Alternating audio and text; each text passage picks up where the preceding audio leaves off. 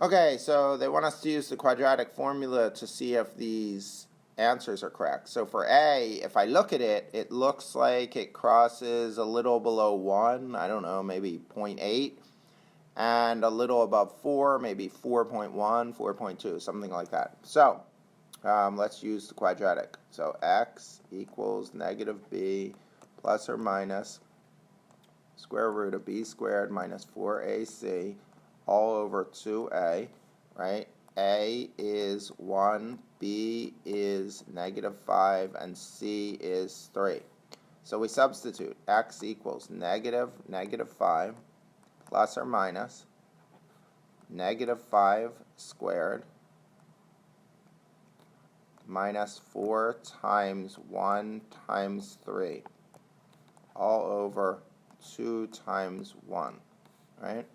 So x equals negative 5, that's 5 plus or minus 25 minus 12. 25 minus 12 is 13 all over 2.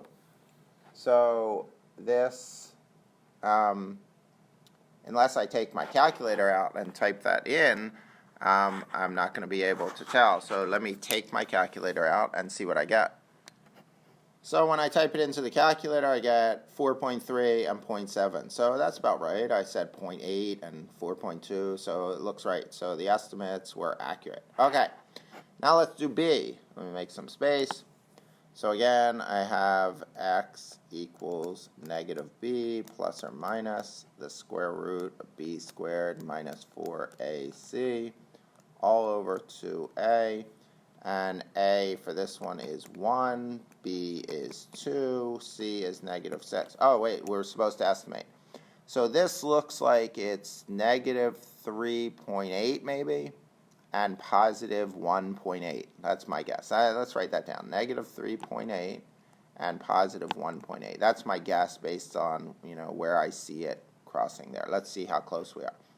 So this, we got x equals negative 2 plus or minus 2 squared minus 4 times 1 times negative 6 all over 2 times 1.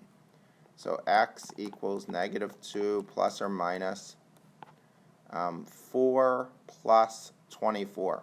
4 plus 24 is 28 all over 2. And now let's type it into the calculator and see what we get. Okay, so I got 1.6 and negative 3.6, and over here I guessed 1.8 and negative 3.8. So pretty close, right? Not bad at all.